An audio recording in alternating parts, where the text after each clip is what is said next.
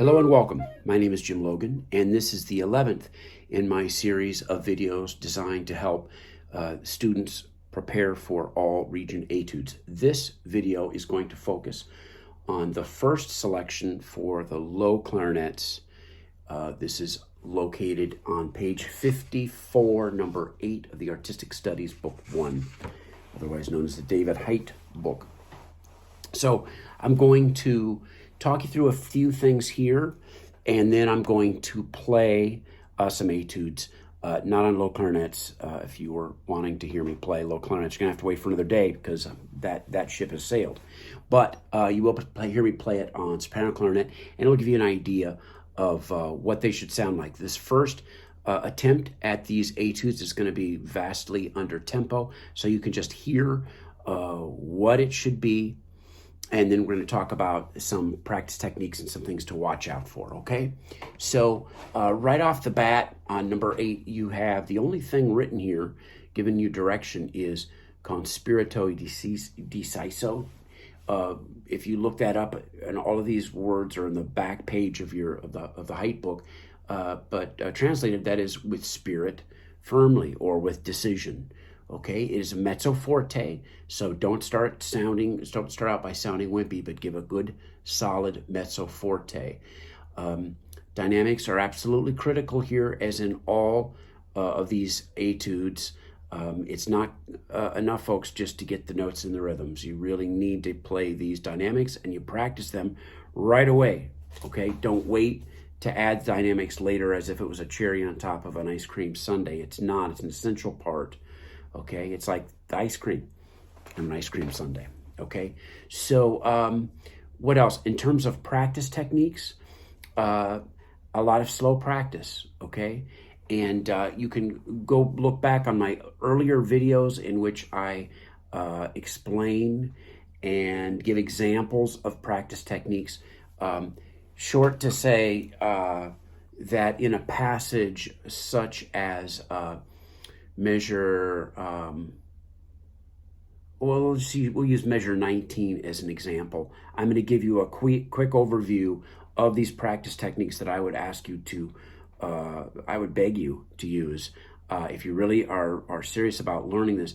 So I'm going to give you a quick example, but if you can go back and look at my first video, I think I go into a lengthy example of this. So out of the gate, we're starting on an E sharp, and we're going to play 4 notes for every 1 note.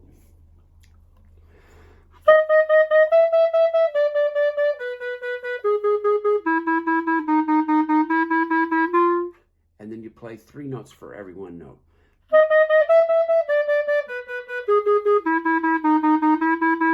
And then 2 notes. And then go ahead and play it as written, all tongued. Next, we mess with the rhythm, long, short, long, which is basically dotted 8th to 16th. And we're doing this all under tempo, because this is not a drill where we're teaching our fingers to play fast. This is a drill in which we're focusing on fingers close and remembering the order that we need to move our fingers. Now it's going to be short, long. And then last but not least, what I affectionately call the daddy of them all, the granddaddy of them all, which is starting on the second beat and making that the downbeat. We call this displacement of the beat. So the emphasis is going to be on the F sharp, the F sharp, and the F sharp. The F sharp, which is the second 16th note in beat 1, the F sharp, which is a second 16th note in beat 2, and the F sharp, which is the second note of the downbeat at 20. So there is no E sharp. We're starting on F sharp.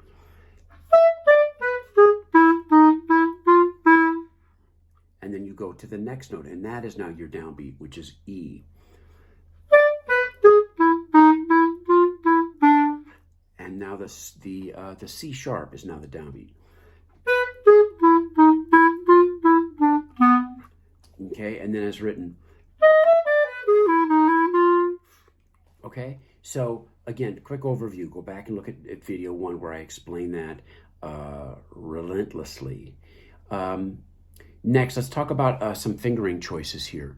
In measure 5, second note, B natural. We should be using our chromatic fingering, sometimes called fork fingering. We're not going to play E, B, and flip back and forth. No good, folks. E, fork fingering, A sharp, same as B flat, and then back to the fork fingering or chromatic, okay? And then if you want to just be consistent and play all B's as a chromatic there. So it would be I'm going to show my fingers here.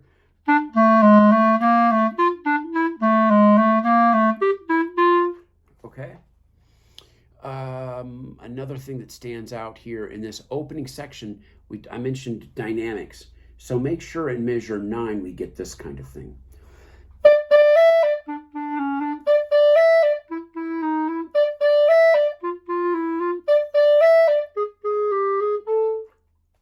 Okay, forte, mezzo piano, back and forth. Critically important. Notes, fingerings. So at measure 10,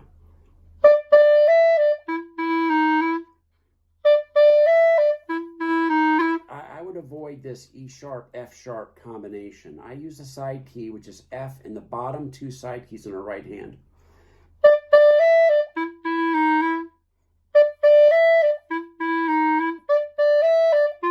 Okay, I would go right from that E, the last note of beat 1, to the side key after the 2 side keys, E sharp back to the F sharp, and then on to the E.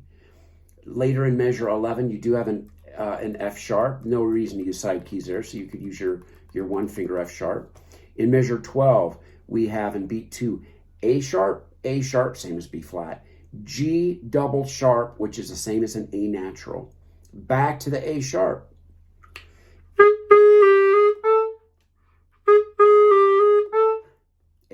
A sharp, G double sharp, A sharp, and then B. What else? Measure 18. I would be using fork fingerings there as well.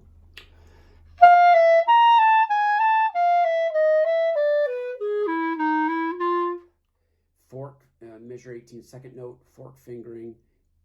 You don't have to.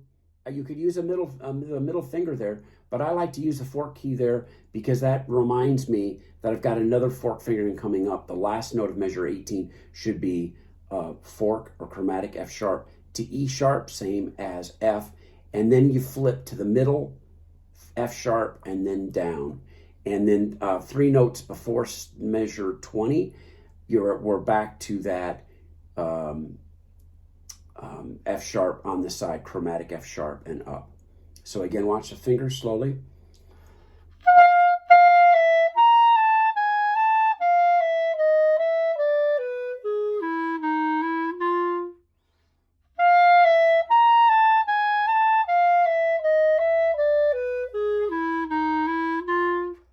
Okay. Beat 2 of measure 20 is an A sharp, followed by again our fork fingering. We want to avoid this because if you're flipping, you're likely to get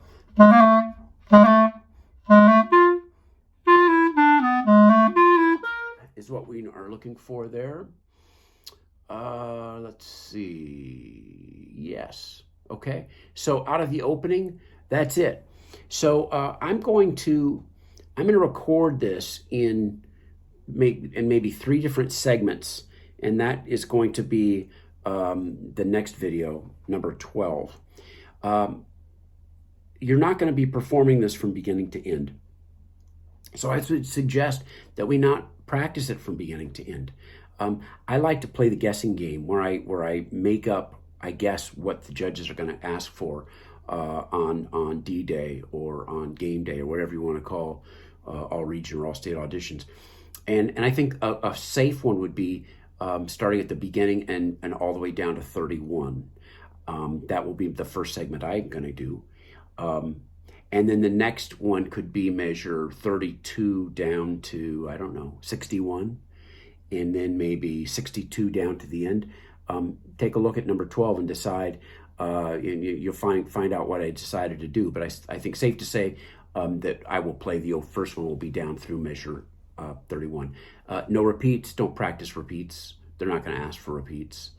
I always say that, we can't assume that the judges are going to have you start in a quote unquote good place and end on a quote unquote good place. I've seen screwy things over the years where they have you starting in really odd places, and that's up to them, So as you are working through this, I strongly encourage you to just start in really strange places. Can you start, for example, in measure 10 and stop at 25? I'm sure you can stop at 25, but starting at 10 when you're kind of in the middle of everything is kind of an odd thing. If you really know this etude, you'll be able to do that. Can you start at measure 55 and play down to the end? Can you start right at 35?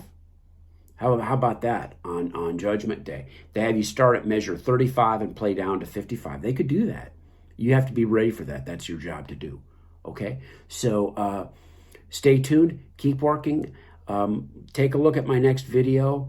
I'll have 11 posted before 12. It might take a couple of days for 12 to get up there. But if you have any questions or anything specific you want me to address in these videos, my contact information is at the end of this. Okay? So good luck.